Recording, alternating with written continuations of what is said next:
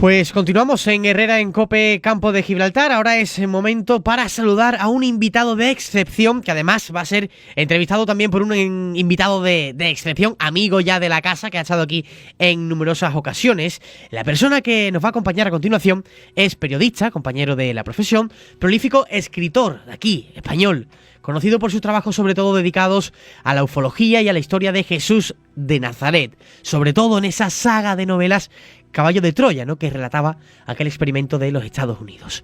Ha trabajado pues en prácticamente todos los sectores que tocan los medios de comunicación. Televisión, ha sido ponente, artículos, entrevistas, prácticamente ha tocado todos los palos. Con frecuencia despierta pues todo tipo de polémica cada vez que habla, porque siempre tiene algo nuevo que contar. Se especializa en el tema del OVNI, cubre todas las noticias relacionadas en esta materia de este mundo para su propia publicación, las primeras de las cuales fueron sobre la Fuerza Aérea Española. En 1975 realiza investigaciones sobre el sudario de Turín, hecho que marcó su vida al dar origen a la serie de novelas Caballo de Troya, sobre la visión de nuestro invitado acerca de la vida de Jesús de Nazaret. Vamos a saludar, en primer lugar, a nuestro amigo Miguel Becerra. Muy buenas tardes. Hola, ¿qué tal? Buenas tardes. Y ya, si te parece, te dejo a ti los micrófonos para que le des la bienvenida a JJ Benítez.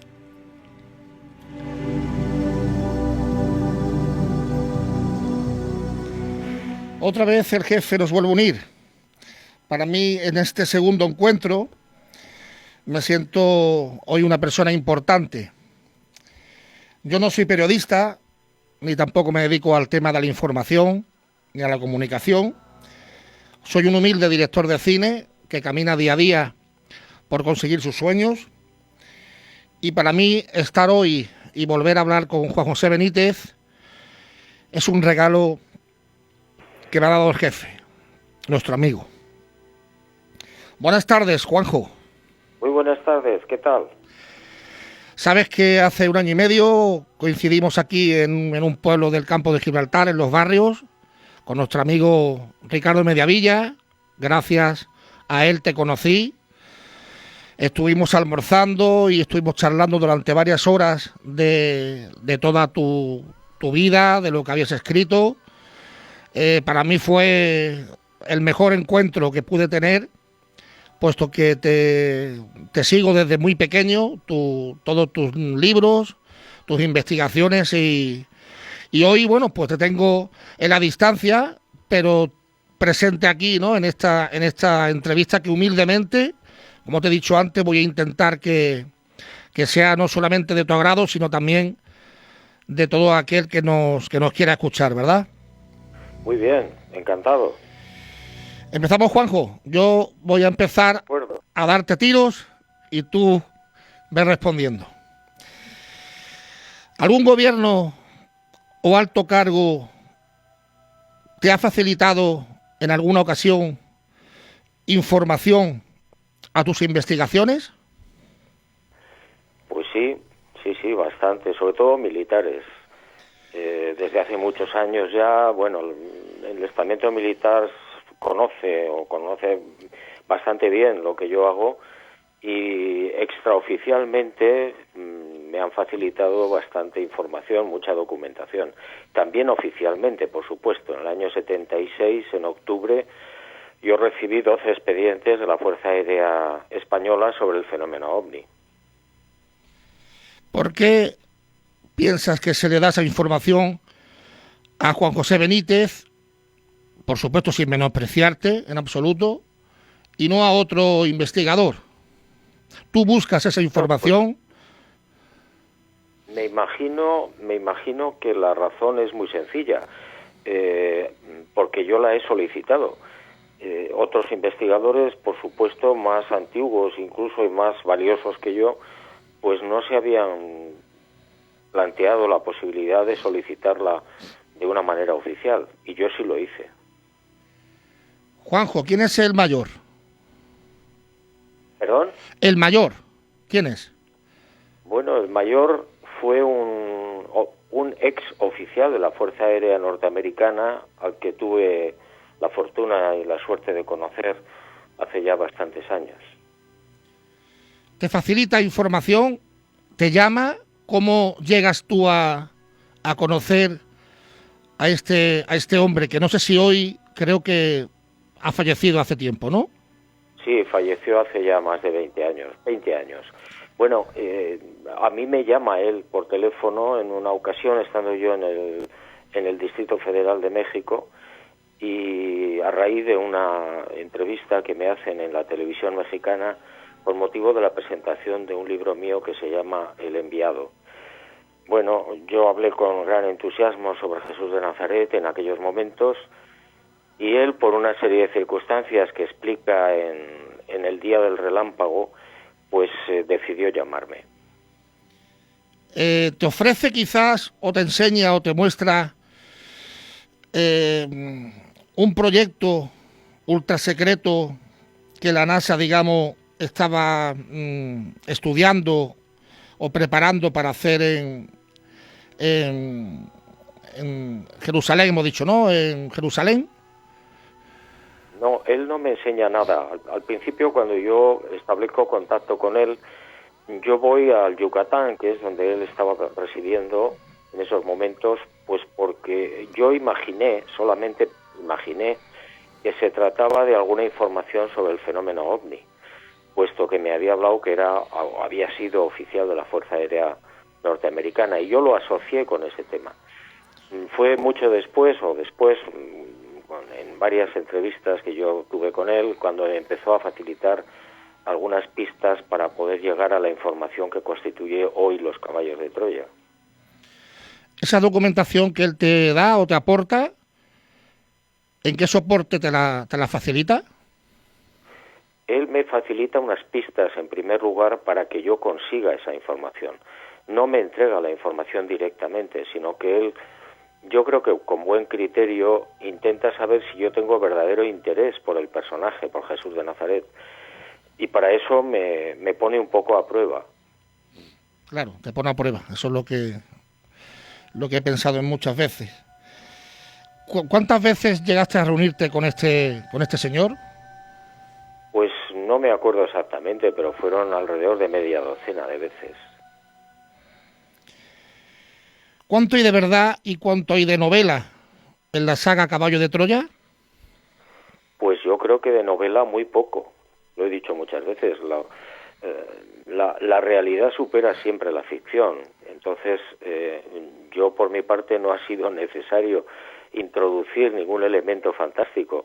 La información que yo consigo es lo suficientemente fantástica como para que yo no tuviera que añadir nada. Otra cuestión es que la persona que lea Los caballos lo considere una novela. Me parece correcto, me parece muy bien, ¿no? Para mí no lo es. En alguna ocasión usted ha comentado que se educó en una familia católica.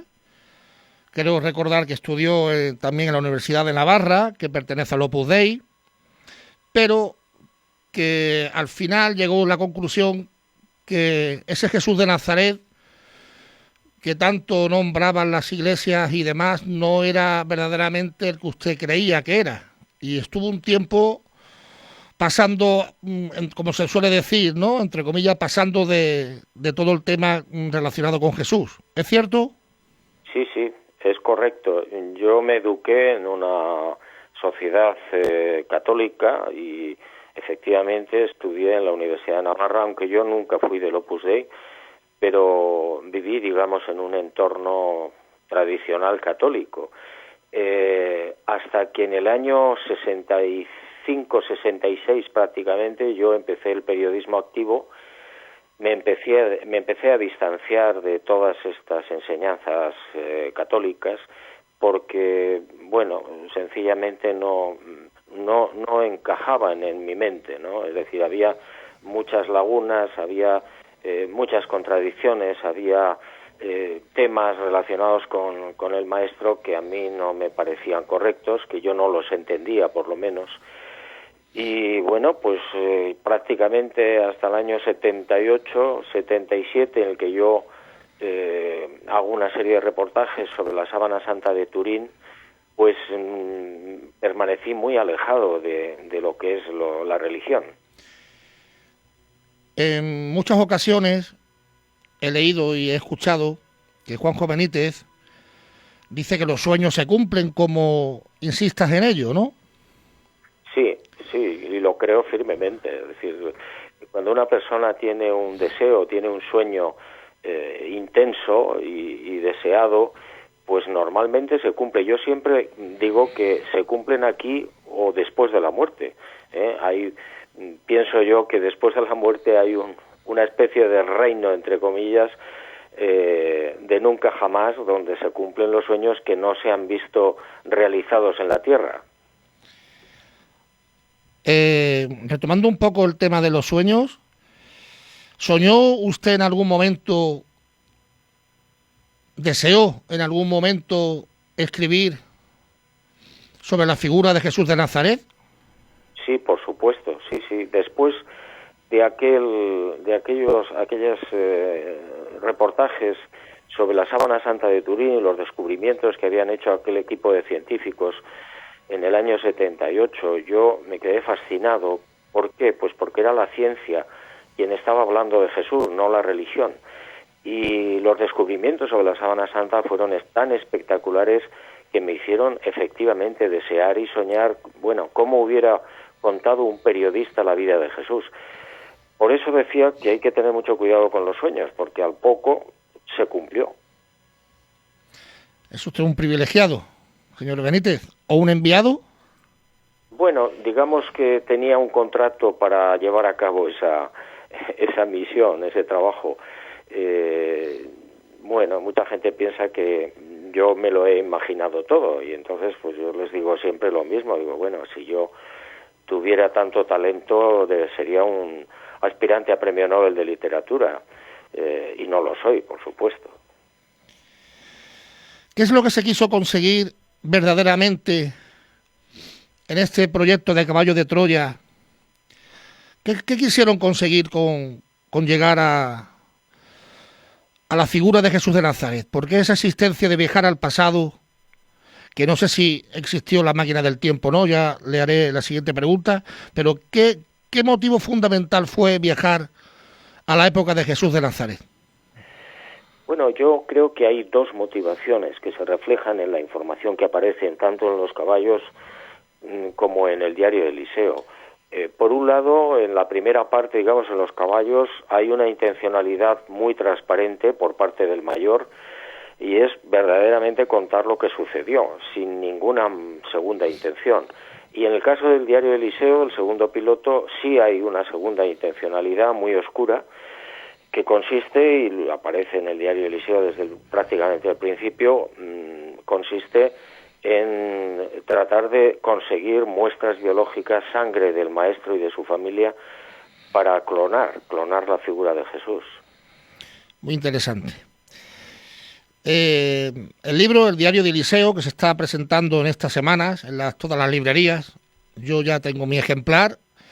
Tengo que decirte la verdad, me quedan muy pocas páginas por terminarlo, por eso no puedo decirte totalmente, pero sí te puedo decir que me está encantando y que yo creo que es, a partir de ahora hay un punto y aparte a todo el tema de Jesús de Nazaret. Creo que es una gran, digo novela, aunque no sé si tú lo llamarás como novela, pero para mí es increíblemente perfecta.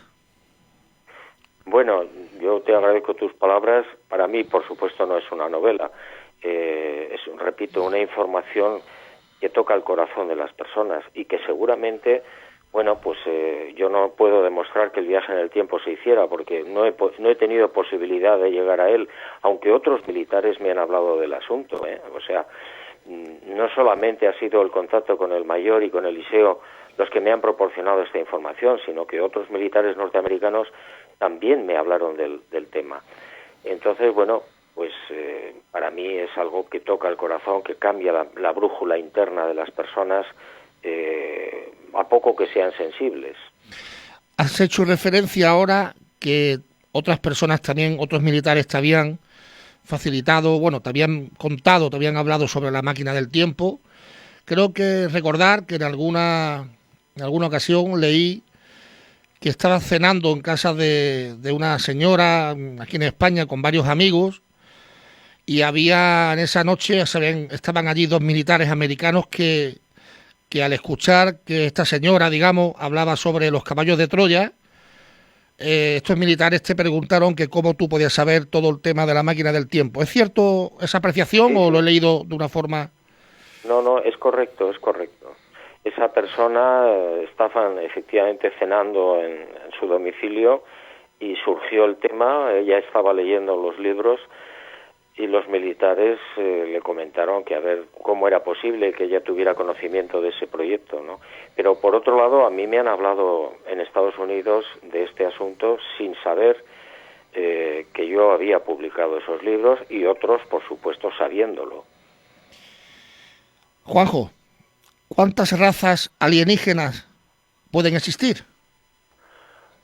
Madre mía, no tengo ni idea, pero muchísimas. Yo por lo que llevo 47 años en la investigación del fenómeno OVNI prácticamente día a día y sigo en ella. Y bueno, en mis archivos yo recuerdo haber hecho un recuento y haber visto que hay como 1000 tipos diferentes de seres que tripulan estas naves y yo tengo una mínima parte de lo que está ocurriendo. Entonces, pues claro, me imagino que como poco son cientos de civilizaciones. ¿Hay que temer alguna de ellas?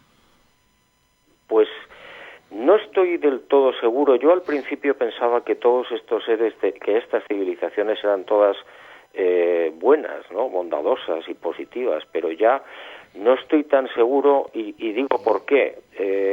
En uno de mis libros, que no ha aparecido todavía, sobre el fenómeno OVNI, se titula Mis primos, yo hice un recuento de los casos de agresión por parte de estas civilizaciones, de estos seres, y me salía un 52% de lo que yo había estudiado. Un 52% de agresiones no justificadas. Por lo tanto, ya no sé qué pensar. Esos seres pueden estar conviviendo diariamente con nosotros, con los seres humanos. No los vemos, Sí. sabemos cómo los podemos intuir. Nosotros los llamamos los infiltrados. Es decir, seres que tienen la capacidad técnica, no sé cómo llamarlo, de adaptarse a un cuerpo humano como cualquier cuerpo humano y deslizarse en la sociedad, no sabemos si para investigarla o para dirigirla o para qué. ¿Como Ricky B? Sí, es correcto. ¿Como Ricky B? ¿Perdón? ¿Como Ricky B? Exacto. Ricky B es uno de los casos que yo he investigado. Hay bastantes casos de seres que se introducen dentro de un cuerpo humano y viven entre nosotros, y además no hay forma de distinguirlos del resto, salvo que ocurra algo especial.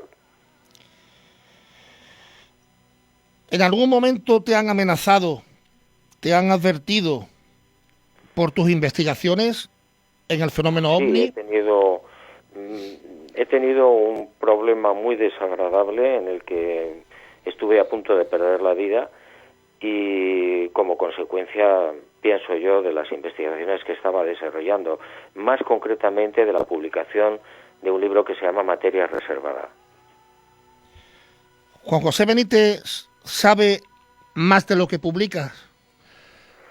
Bueno, quizás sé un poquito más de lo que publico, pero no mucho más. Yo generalmente, y entiendo que ese es mi trabajo, publico todo lo que consigo, doy a conocer todo lo que investigo o lo que verdaderamente merezca la pena, ¿no? Hay una pregunta que me ha dejado nuestro amigo Ricardo Mediavilla, que no ha podido estar aquí con nosotros esta tarde, y me ha recalcado que te la haga, ¿vale? Él dice si Juanjo Benítez tiene un as debajo de la manga. Pues no sé a qué se refiere mi querido amigo Ricardo, pero en principio no tengo ningún as debajo de la manga. ¿Alguna información que todavía no haya Bueno, desvelado, sí. contado, porque no es el momento adecuado de decirlo ahora. Sí, eso sí es posible, sí. Yo creo que por ahí van los tiros de Ricardo. Hay alguna información que yo de momento considero que no debo hacerla pública por una serie de razones, y que sí la conservo ahí, la guardo. No sé si algún día la publicaré. La máquina del tiempo en la que, digamos, viajaron los personajes de Caballo de Troya al pasado, la época de Jesús de Nazaret. Usted nunca la vio, esa máquina, ¿no? No, yo nunca la he visto. He tratado de investigar el asunto por muchos caminos. He conseguido poco o casi nada. Pero yo no dudo de que eso pueda ser cierto por una simple razón o una simple comparación. Los militares apenas nos cuentan lo que están haciendo. Es muy difícil que un proyecto militar salga a la luz, salvo excepciones. Y señalo concretamente lo que ha sucedido, lo que sucedió con el proyecto Apolo y la conquista de la Luna. Nunca nos contaron por qué fueron a la Luna de verdad. Nunca nos dijeron que el proyecto Apolo salió prácticamente adelante, además de por una serie de razones de tipo político entre los rusos y los americanos, fundamentalmente, y esto nunca se dijo, porque en la Luna habían descubierto una serie de edificaciones, una serie de edificios en ruinas, y ellos fueron, los americanos fueron a comprobar esto, a grabarlo, a verlo y luego a destruirlo. Y esto fue un proyecto militar. ¿Juanjo se comunica directamente con el jefe? Pues yo espero que sí, como todo el mundo, porque tenemos la gran fortuna de tener al Padre Azul en la mente, ¿no? En el interior de nuestra cabeza. ¿Jesús fue para usted un dios menor? Sí, en el sentido de que fue un dios con mayúscula, un dios creador, concretamente de nuestra galaxia, de nuestro universo local, pero claro, digamos que por encima de él hay otros dioses con mayúscula mucho más importantes. En ese sentido, por supuesto que es un dios menor, si es que la expresión sirve, ¿no? Que tampoco sé si es acertada. En algún momento comentó que nosotros somos como el último de la fila, en una Vía Láctea, los últimos de la fila, ¿no? Pues sí, porque si uno compara lo que es la creación visible, en realidad son miles de millones de galaxias, y la nuestra es una más, una pequeñita que está ahí perdida en un superuniverso, y por lo visto, según la información de los caballos, hay siete grandes superuniversos. Entonces, claro, somos prácticamente nada. Ese Jesús que nos plantea Juan José Benítez en su novela de Caballo de Troya, es un Jesús, para mí, como lector, humilde, un hombre lleno de vida, que hace guiños, que se ríe con la gente, incluso me lo imagino dando alguna palmadita en la espalda, bromeando, aunque también, por supuesto, es una persona inteligente. Lo considero como un hombre con una sabiduría inmensa, una sabiduría no terrestre. Primera pregunta, porque no quiero tampoco hacerte varias a la vez, pero primera pregunta: Jesús de Nazaret, terrestre, extraterrestre. Sí, Jesús nació en Belén el 21 de agosto del año -7, aproximadamente a las 12 del mediodía. Y nació como cualquier ser humano, no hubo ninguna cosa prodigiosa o extraña, como dicen las religiones, ¿no? Ni por supuesto fue concebido de forma extraña o por el Espíritu Santo. Eso es una falsedad absoluta que procede del siglo IV, de un papa que se llamaba Sirisio, que no estaba muy bien de la cabeza. Jesús, Dios, el Padre Azul, normalmente no crea problemas añadidos. Entonces Jesús nace como un ser humano muy, muy normal, absolutamente normal. Todos los personajes que Juan José Benítez en la saga Caballo de Troya nombra y son totalmente ciertos. Sí, por lo menos eso es lo que consta en la información. Como he dicho al principio, yo no he tenido ninguna necesidad de añadir, ni de corregir, ni de cambiar nada, por la sencilla razón de que la información en sí es fantástica. Juanjo Benítez sabe quién sería el discípulo más amado por Jesús, o el más querido por Jesús. Bueno, yo sospecho, por lo que he leído y por la información que tengo, que es la información que tienen todos los lectores, yo no tengo nada más, yo sospecho que todos los discípulos eran igualmente amados por Jesús, no hay ninguna distinción. Lo que pasa es que hay un evangelio, el Evangelio de Juan, donde él se autoproclama como el discípulo amado de Jesús, y eso no es cierto en absoluto. Jesús no tuvo ninguna preferencia por nadie, y cuando se dice en los evangelios, y no está bien explicado, que a Jesús le acompañaban en determinados momentos Juan y los hermanos Zebedeo, Pedro y los hermanos Zebedeo, Juan y Santiago, no es porque él prefiriera a esos tres discípulos, sino porque entre ellos mismos, entre los 12 apóstoles o los 12 discípulos, en un momento determinado, que son las bodas de Caná, donde la gente lo rodea a Jesús y lo interpela y le aprieta y lo apretuja, entonces para evitar esos problemas tensos, deciden entre ellos mismos crear una especie de escolta, la tafa que llaman ellos, que esté cerca de él, que lo proteja y que de alguna manera lo preserve. Pero no había ningún discípulo que yo sepa con el que Jesús tuviera algún tipo ni de distinción, ni de preferencia, ni de nada. La madre de Jesús de Nazaret, María, perdón, la madre de Jesús de Nazaret, María, pensaba en algún momento que Jesús de Nazaret iba a llegar a tener otro cometido más cañero, menos de palabra, sino más con acción, más guerra. Sí, ella desde la aparición del ángel, cuando ella estaba embarazada ya de Jesús, pues ella piensa, cree, y lo cree hasta el final de sus días, que Jesús era el Mesías esperado por la nación judía. Pero claro, el concepto que tenían los judíos en aquella época de Mesías era un Mesías político, un Mesías libertador, un Mesías militar, alguien que era un rompedor de dientes, y que iba a llevar al pueblo judío a lo más alto. No podemos olvidar que en aquella época la provincia, lo que era Judea, estaba sometida al Imperio Romano, estaba bajo la bota de Roma. Entonces, en un momento determinado, cuando Jesús empieza a preparar su vida de predicación, le llama la atención a su madre y le dice que ese no es el camino, es decir, que él no es el Mesías. Eso lleva a una situación muy tensa que se prolonga durante el resto de su vida pública, de su vida, y que tampoco está recogido en los evangelios. Para la gente religiosa normal, María es una persona excelente, maravillosa, que hizo la voluntad de su hijo, etcétera. Todo eso es falso. Es decir, María era una mujer extraordinariamente inteligente, pero equivocada. ¿El legado de Jesús de Nazaret fue su resurrección? No, yo creo que el legado de Jesús de Nazaret está enterrado por la Iglesia primitiva al principio y ahora por la Iglesia que conocemos.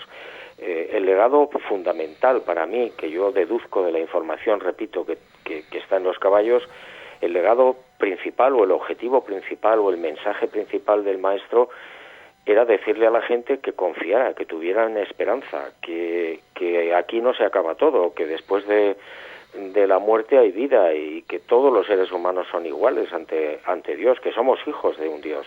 Pero ese mensaje no vendía y Pedro y su gente, pues a la muerte de Jesús lo que hacen es enterrarlo. ¿Por qué? Pues porque los judíos no aceptaban la igualdad del hombre y la mujer, o la igualdad del esclavo y del hombre libre, o del rico y del pobre. Entonces, como eso no vendía, como no lo aceptaban, pues entonces se centraron en el proceso, en el fenómeno de la resurrección, efectivamente, que era deslumbrante, pero que no era el mensaje principal del Maestro. Ese sigue enterrado. Muchas personas hoy, esta mañana, vecinos y personas que me conocen y sabían que hoy te iba a hacer esta entrevista, pues me hicieron algunas preguntas y algunas pues coincidían en la que te voy a hacer ahora. La pregunta te la voy a hacer ahora. Vida después de la vida. ¿Tú crees 100% que vamos a estar en otro estado superior, mejor al que nos encontramos actualmente, verdad? Sí, no al 100%, al 150%. Yo, después de las investigaciones que he llevado a cabo y sobre todo de la información que he podido leer de labios de Jesús de Nazaret, creo que después de la muerte hay una vida física extraordinaria para la que no hay palabras, que no podemos definir y de la que, bueno, pues vamos a continuar una carrera ascensional sin muerte, ya nunca más se muere y con una felicidad y una dicha que no es comprensible para nosotros. Bueno, Juanjo, yo voy a concluir.